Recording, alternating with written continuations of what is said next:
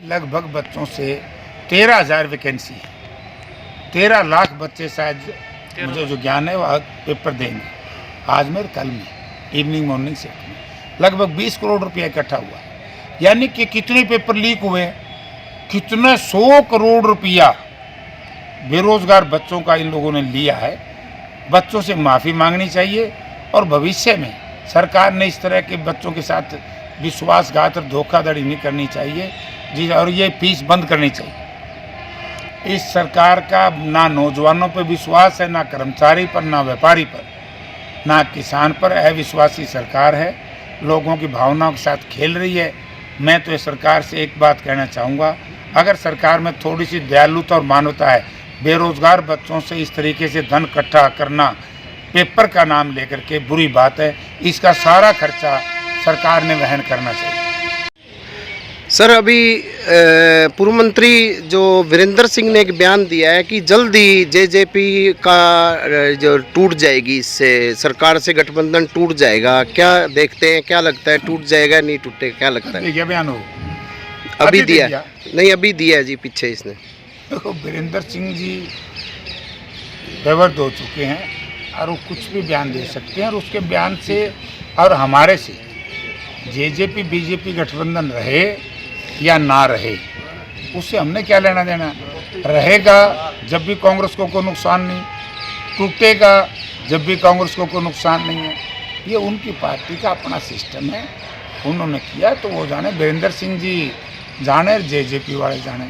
लेकिन इसमें एक बात मैं ज़रूर कहना चाहूँगा कि आज से 4 वर्ष पहले मोटा मोटी जब ये गठबंधन हुआ था, मैंने तो उस वक्त ये बात कही थी कि गैर राजनीतिक है, गैर सामाजिक है, अप्राकृतिक है, और ये केवल सत्ता के भूखे लोगों ने ये गठबंधन किया है, इससे प्रदेश को नुकसान होगा। आज 4 साल से हरियाणा प्रदेश के विकास की जो रफ्तार चौधरी भूपेंद्र सिंह हुड्डा के राज में बंधी थी, धीरे धीरे उसको बिल्कुल निचले सत्र पे ला करके खड़ा कर दिया। जो बेरोजगारी थी आज वो चरम सीमा पर ला करके खड़ी कर दी। प्रति व्यक्ति आय में जो हरियाणा 1 नंबर पे था, वो आज अंतिम पायदान पे जाने को गया है। तो हालत प्रदेश की बहुत बुरी है। तो अब किसी का गठबंधन टूटे ना टूटे, रहे ना रहे, इससे हमारे ऊपर कोई असर नहीं है, क्योंकि इस बुरे समय का दोनों पार्टी दोषी हैं और जो लोग उस वक्त इनमें थे वो भी दोषी हैं। आज कोई पार्टी छोड़ने से कोटद्वार जा करके नहाना चाहे तो नहीं नहा सकते।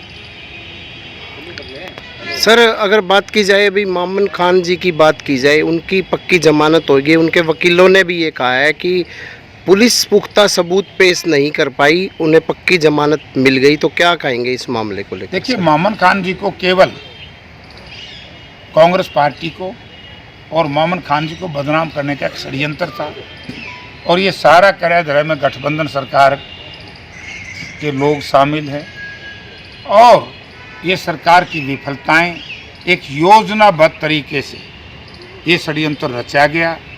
और मैंने तो पहले भी कहा था कि मोमिन खान हमारे जो विधायक हैं वो निर्दोष हैं, और आज ये साबित कर दिया माननीय अदालत ने कि उनके खिलाफ जो पुलिस सबूत ही पेश नहीं कर पाई। तो हरियाणा प्रदेश की सरकार ने जनता से माफ़ी मांगनी चाहिए कि हमने गलत मुकदमा दर्ज करके ये गलत 2 काम गलत किए। पहले तो जो दंगे भड़कवाए यही गलत थे, और पुलिस उसमें कुछ कर नहीं सकी, पुख्ता सबूत दे ही नहीं सकी, तो फिर तो सरकार की जिम्मेवारी है भाई। मैं तो क्या कहूँगा, मैं तो जनता से निवेदन करूँगा कि अब इनकी बात तो मैं ना फंसियो, ये खुद ही उल्टा करे हैं और फिर उसको सुलटा कराने के प्रयास में खुद ही फंस जाते हैं। देखिए, दूसरी पार्टी बौखला गई हुड्डा साहब के इस बयान से, और ये बहुत बढ़िया बयान है, और इस बयान की वजह से आज बीजेपी के लोग, जेजेपी के लोग, दूसरे दलों के लोग तिलमिला रहे हैं बिल्कुल, जैसे ना घायल पक्षी फड़फड़ाता है। इनकी हालत ऐसी हो गई है, क्योंकि जो हुड्डा साहब ने ये बात कही है तो इसका एक मायना है। और मैं ये बात भी कहता हूँ कि जब जातीय जनगणना की बात हमारी पार्टी ने रखी है, तो जातीय जनगणना का मायना इसलिए हमारी पार्टी कराना चाहती है और बीजेपी भाग रही है कि भाई जिसका जितना हक है, जितनी जिसकी तादाद है, उतना ही उसको मिलना चाहिए। तो इसलिए हुड्डा साहब ने यही तो कहा है कि जिसकी जितनी तादाद है, सब लोगों को, जिन लोगों को आज तक कोई मौका नहीं मिला उनको मौका देना है। असली बात तो हुड्डा साहब कह रहे हैं, बीजेपी फड़फड़ाएगी।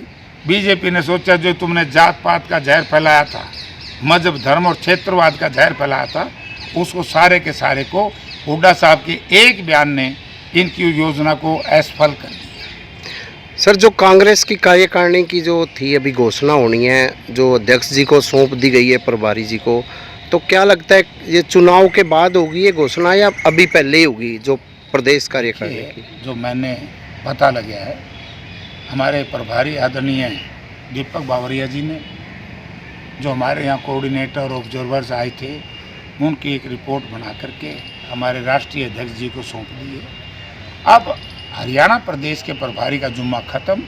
अब जब पार्टी हाईकमान चाहेगी, क्योंकि इसमें कोई दो राय नहीं, 5 प्रदेशों के चुनाव बड़े महत्वपूर्ण चुनाव हैं, क्योंकि ये तो हमारा जो संगठन केवल डिस्ट्रिक्ट प्रेसिडेंट बचे हैं, बाकी तो हमारी पार्टी काम ही कर रही है। फ्रंटल ऑर्गेनाइजेशन टोटल बने हुए हैं, AICC PCC के डेलीगेट बने हुए हैं, DCC अभी बन जाएगी, बाकी तो सारे प्रभारी काम कर रहे हैं, पार्टी का काम चल रहा है। अब संगठन बार बार ये कहते हैं संगठन, अगर बिना संगठन आदमपुर के चुनाव में वैसे ही 53,000 वोट आ गई। कांग्रेस पार्टी का संगठन शुरू से मजबूत है। कांग्रेस पार्टी का हर कार्यकर्ता, हर मतदाता अपने आप को समझता है कि तेरी जिम्मेवारी है। इनकी डाल नकली पन्ना प्रमुख नहीं है हमारे पास। प्रशासन की लापरवाही, सरकार की लापरवाही, विशेष तौर से पुलिस अधिकारियों की लापरवाही। यानी कि मैंने बहुत साल से मैं राजनीति करता हूँ, मैंने ऐसा जुल्म नहीं देखा। घर के लोग कहते हैं क्योंकि प्राइवेट पार्ट नहीं है, और पुलिस का थानेदार ये कहता है, ऐसा तो ये कहता है कि एक्सीडेंट है। मैंने खुद ने भी टेलीफोन किए थे, हमने भी कहा था पुलिस से कि भाई इनके साथ इतनी ज्यादती ना करो, लोगों के साथ अन्याय। लोग न्याय चाहते हैं, तो न्याय नहीं दिलवाया तो कौन जिम्मेवार है? सरकार जिम्मेवार है, यहाँ के जनप्रतिनिधि जिम्मेवार हैं, जिन्होंने 27 दिन तक लोगों की सूद नहीं ली। महर्षि वाल्मीकि जी का प्रकोष्ठ दिवस है, उसको मनाया जा रहा है। और वैसे तो महर्षि वाल्मीकि जी एक वाल्मीकि घर में पैदा हुए थे, वाल्मीकि समाज में पैदा हुए थे, लेकिन महर्षि वाल्मीकि जी केवल वाल्मीकि समुदाय के नहीं, वो तो पूरे ब्रह्मांड के गुरु हुए। आज पूरी दुनिया में उनके द्वारा लिखी गई रामायण को पढ़ने के लिए अंग्रेजी में भी अनुवाद किया जा रहा है। महापुरुष जो होते हैं वो हम सब के होते हैं। सर, ग्रुप डी की परीक्षा ली जा रही है, 13,500 पोस्ट है, क्या लगता है क्या व्यवस्थाएं है सरकार की इस मामले को लेकर, क्या कहना चाहेंगे? भाई, इस नौकरी वाले मामले में तो इस पार्टी का और इस सरकार का नाम रुखाड़ा है। सारा दिन लोगों को भ्रमित करते हैं, खर्ची पर्ची बंद कर दी, खर्ची पर्ची बंद कर दी। इनकी मारे ना कांग्रेस के राज में खर्ची थी ना पर्ची थी। 3-3 करोड़ रुपये HPSC के ज्वाइंट सेक्रेटरी के दफ्तर में पकड़े गए, SSC का चेयरमैन, उसके स्टाफ के लोग पकड़े गए, कन्वर्सेशन पकड़ी गई, और कोई ऐसा पेपर नहीं है जो लीक ना हुआ हो या क्वेश्चन एक दूसरे में, मतलब यानी कि यार ये तो ठगी की दुकान है। जो स्टाफ सिलेक्शन कमीशन है ये बड़ा भ्रष्ट है और ये कंप्लीट ठगी की दुकान है, नौजवानों के साथ धोखा है।